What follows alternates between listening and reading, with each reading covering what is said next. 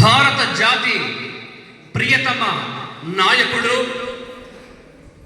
కార్యశూరుడు, ఇంకా ఎన్నడూ చెప్పొచ్చు, రాజనీతిజ్ఞుడు, భారతదేశపు మొదటి ఉప ప్రధానమంత్రి మరియు హోంమంత్రి.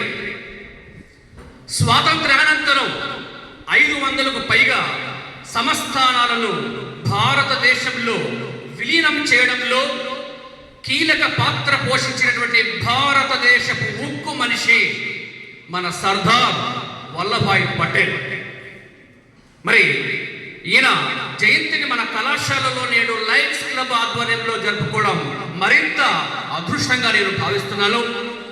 మరి సర్దార్ వల్లభాయ్ పటేల్ 1875వ సంవత్సరం అక్టోబర్ 31వ తేదీన, అంటే నేటి రోజు, గుజరాత్లోని నాయిడర్లో జన్మించడం కూడా జరిగింది. వీరిది వ్యవసాయ కుటుంబం. మరి సర్దార్ వల్లభాయ్ పటేల్ బాల్య దశలోనే అతడు తన తండ్రితో పాటు పొలాలకు వెళ్ళి పొలం పనులు కూడా నేర్చుకున్నట్లుగా కూడా ఆయన చరిత్రను చదివితే మనకు తెలుస్తుంది. ముఖ్యంగా సర్దార్ వల్లభాయ్ పటేల్ బాల్యపు దశ నుంచే అన్యాయాన్ని ఎదిరించడం, అందుకోసం ఎంతటి వారికైనా కూడా తలపడడం పటేల్కు చిన్ననాటి నుండే వచ్చినటువంటి సుగుణాలు అని కూడా మనం భావించవచ్చు. కాబట్టి విద్యార్థి గొప్పవాడనేవాడు ఒకేసారి కాడు. విద్యార్థి దశ నుంచి అలాంటి సులక్షణాలను, మంచి లక్షణాలను, మంచి గుణాలను ఆచరించాలని ప్రయత్నం చేయాలి, వాటిని అనుసరించడానికి కూడా మనం ప్రయత్నం చేయాలి. అదే ప్రధానంగా సర్దార్ వల్లభాయ్ పటేల్లో తెలుసుకోవాల్సిన ముఖ్యమైన విషయం. అతడు అన్యాయాన్ని బాల్యపు దశ నుంచి ఎదిరించడం ప్రారంభించాడు. మరి ముఖ్యంగా ఒకసారి ఉన్నత పాఠశాలలో సర్దార్ వల్లభాయ్ పటేల్ చదువుతూ ఉన్నప్పుడు ఒక ఉపాధ్యాయుడు ప్రతిరోజు కూడా క్లాస్కి ఆలస్యంగా వచ్చేవాడట. రెండు మూడు మాటలు చెప్పేటప్పటికే బేలు కొట్టేవాళ్ళట. ఆ తర్వాత ఒకవేళ వచ్చిన విద్యార్థులతో కాలక్షేపం చేస్తాడని తప్ప పాఠాలు మాత్రం చెప్పట్లేదు. దీన్ని బేస్ చేసుకుని సర్దార్ వల్లభాయ్ పటేల్ మరి ఉపాధ్యాయుడిని ప్రశ్నించాడు. ప్రశ్నించిన వెంటనే తరగతి గది నుంచి బయటికి వెళ్ళిపోవాలట ఆ ఉపాధ్యాయుడు. అప్పుడు వెంటనే సర్దార్ వల్లభాయ్ పటేల్ బయటకు వచ్చేసాడు. ఒకడు రాలే, అతనితో పాటు అతని యొక్క మిత్ర బృందం కూడా బయటకు వచ్చేసిందట. ఈ విషయం వచ్చేసి ప్రధానోపాధ్యాయుడికి తెలిసింది. దాదాపుగా 3 రోజులు 4 రోజుల దాకా తరగతి గదికే రాలేదట. ఈ విషయం ప్రధానోపాధ్యాయుడు తెలుసుకొని విద్యార్థుల్ని పిలిపించి అడిగితే, నీవు ఇలా చేయడం తప్పు, మరి ఉపాధ్యాయుడికి క్షమాపణ చెప్పమని అడిగాడట ప్రధానోపాధ్యాయుడు. కానీ నేను ఏమి తప్పు చేయలేదు సార్, ఉపాధ్యాయుడు ఆలస్యంగా రావడం, పాఠాలు చెప్పకపోవడం, అంతేకాకుండా విద్యార్థులతో కాలక్షేపాన్ని చేస్తూ ఉండడం ఇది మంచిది కాదు. మరి అలా చేయడం వల్ల మేము ఎంతో భవిష్యత్తుని నాశనం అయిపోతామని కూడా బాగా ధైర్యంగా చెప్పగలడం జరిగింది. ఆ తర్వాత ఉపాధ్యాయుడు భయపడి ఆ తర్వాత అతడు రెగ్యులర్గా క్లాసెస్కి వెళ్ళిపోవడం, పాఠాలు చెప్పడం, ఇవన్నీ కూడా జరిగిపోయాయి. అంటే సర్దార్ వల్లభాయ్ పటేల్ అనేది ప్రధానంగా అతని యొక్క పట్టుదల, ధైర్య సాహసాలు అనేవి బాల్యపు దశ నుంచే పురికి పుచ్చుకున్నాడు అని చెప్పడానికే ఇది ఒక ప్రత్యక్ష ఉదాహరణ కూడా నేను చెప్పడం జరిగింది.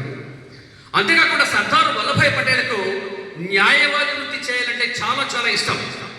మరి ఈ న్యాయవాది వృత్తి చేయాలి అంటే దాదాపుగా మరి ఎల్ఎల్బి చేయాలా? ఎల్ఎల్బి అనేది 6 సంవత్సరాల పాటట చేయాల్సి వచ్చింది. అందుకే 6 సంవత్సరాలు చేయడం కష్టంతో ఉండడం వల్ల అతడు ఫ్లీడర్ పరీక్షలో మరి పరీక్ష పాస్ అయి తర్వాత న్యాయవాది వృత్తిని ప్రారంభించి ఆ తర్వాత క్రిమినల్ న్యాయవాదిగా కూడా మంచి పేరు ప్రతిష్టలు కూడా సర్దార్ వల్లభాయ్ పటేల్ తెచ్చుకోవడం కూడా జరిగింది. ఆ తర్వాత ఒకసారి సర్దార్ వల్లభాయ్ పటేల్ కోర్టులో ఏదో ఒక కేసు గురించి వాదిస్తున్నాడట.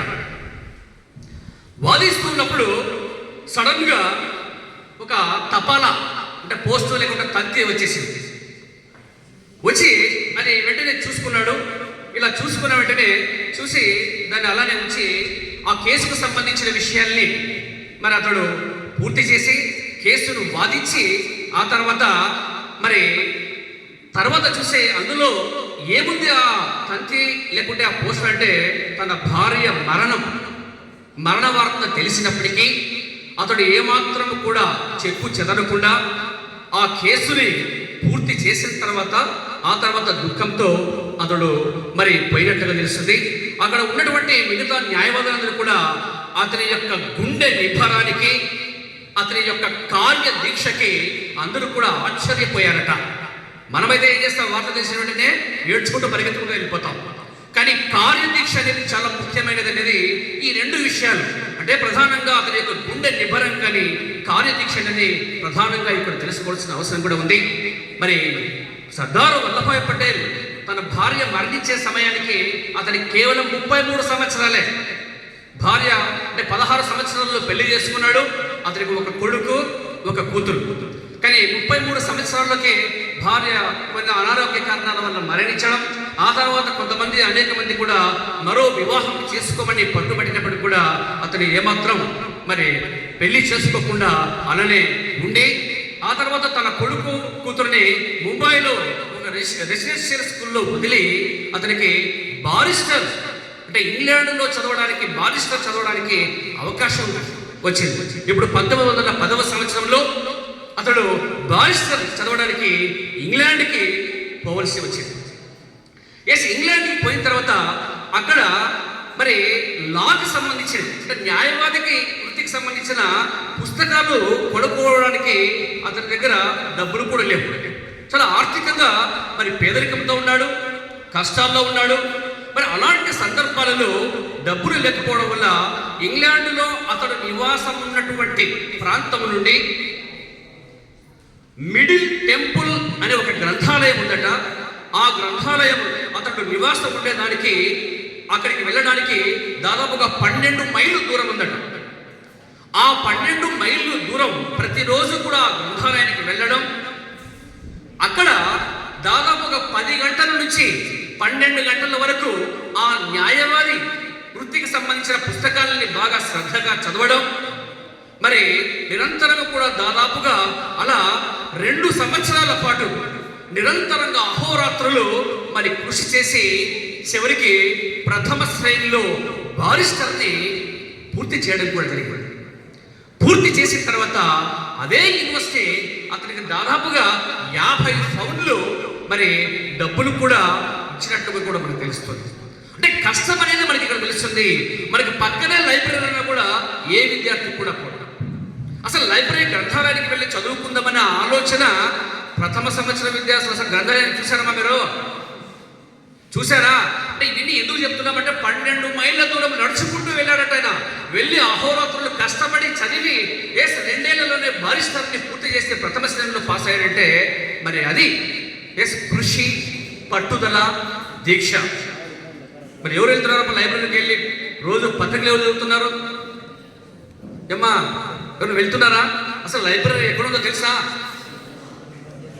లేదు. అందుకే మహనీయుల యొక్క జీవిత చరిత్రను ఎందుకు ఈరోజు మనం చెప్తున్నామంటే వాళ్ళ యొక్క వాళ్ళని ఆదర్శంగా తీసుకోవాలి. ఆదర్శంగా తీసుకోవడానికి ప్రతి ఒక్కరు కూడా ప్రయత్నం చేయాలి అనేది ప్రధానంగా మనం విద్యార్థులు ఎవరో ఒకరైనా కూడా ఈ వేదికను దృష్టిలో ఉంచుకొని ఈ యొక్క ఉపన్యాసాలను బేస్ చేసుకొని మారుతారనే ఉద్దేశంతోనే ఈరోజు మన కళాశాలలో ఎన్ఎస్ఎస్ క్లబ్ కానీ లైన్స్ క్లబ్ కానీ ఈ కార్యక్రమాలు మనం ఏర్పాటు చేయడం జరిగింది. మరి అంతేకాకుండా బారిస్టర్ పూర్తి చేసుకొని మన సర్దార్ వల్లభాయ్ పటేల్ ఇండియాకి తిరిగి వచ్చాడు.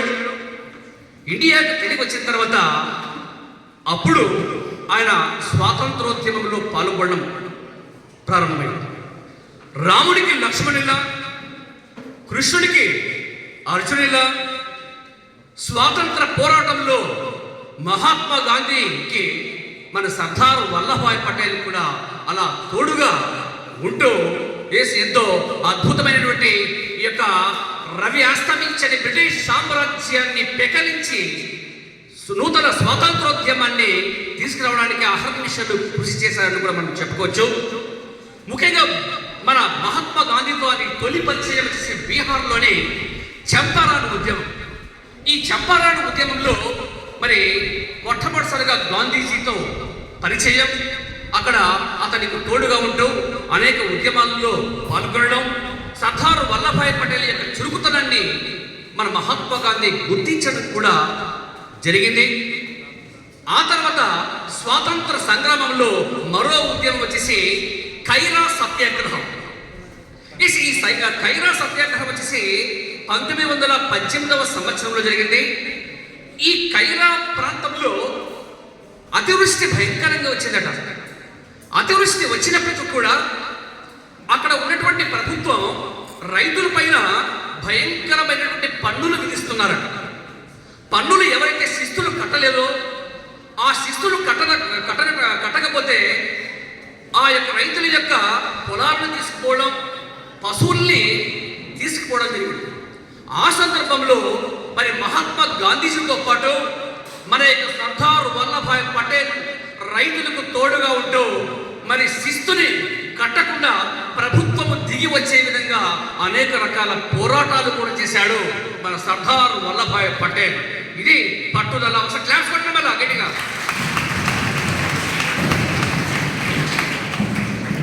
అప్పుడే నిద్రపోతున్నట్టున్నారు.